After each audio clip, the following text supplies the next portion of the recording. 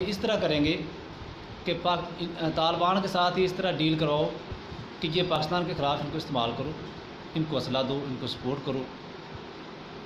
اور جنگ یہی لڑے پاکستان کے ساتھ،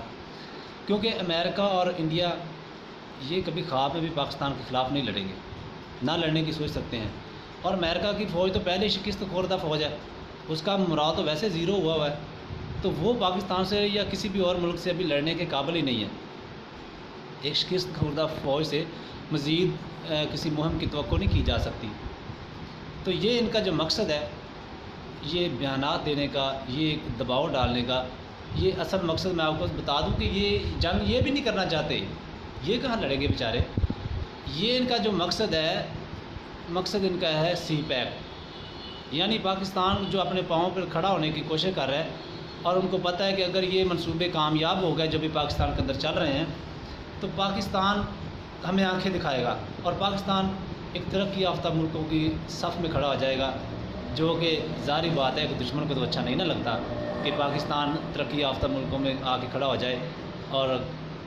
جو ہمیں قرضے ہم سے لیتا تھا ہر دفعہ امداد اور قرضے، وہ ہمیں دینا شروع کر دے، یا اپنا کا نظام خود سنبھال لے، جو کہ ہم انشاءاللہ پہلے ہی سنبھال چکے ہیں، تو وہ یہ کبھی برداشت نہیں کرے گی۔ اب ہمیں کیا کرنا ہے،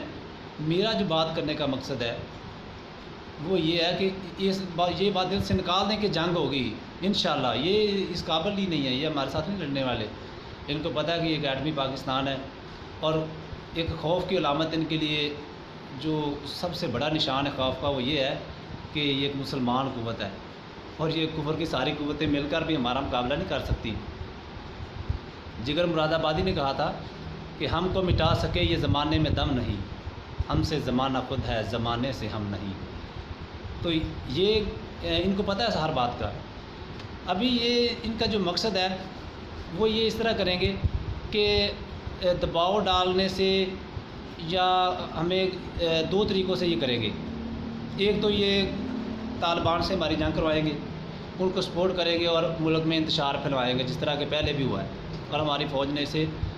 بڑے اچھے طریقے سے کنٹرول کیا ہے۔ اب یہ دوبارہ یہ کریں گے کہ مختلف طریقوں سے فرقہ واریت کو ہوا دیں گے، تاکہ ہم ایک قوم نہ بنے اور ہم بٹ جائیں۔ اگر ہم بٹ گئے، ان کی چالوں میں آ گئے، تو سمجھ لو کہ ہم ناکام ہو گئے۔ ابھی جنگ وہ نہیں ہوگی، ایٹمی جنگ نہیں ہوگی، میزائلوں کی جنگ، فوجی زمینی جنگ نہیں ہوگی، ابھی جنگ ہوگی میڈیا کے اوپر، ابھی جنگ ہوگی ہمارے ذہنوں کو استعمال کیا جائے گا، اور ہمارے اکاؤنٹ ہیک کر کے، یا ہمارے اندر اس طرح کی نفرتیں پھیلا کر ہمیں بانٹ دیا جائے گا، اور ہمیں مسلم لیگی، اور ہمیں پی ٹی آئی، اور ہمیں اے این پی پیپل پارٹی بنا کر جنونی کر دیا جائے گا، تاکہ ہمارا ایک بھائی ادھر مار رہا ہو تو ہمارے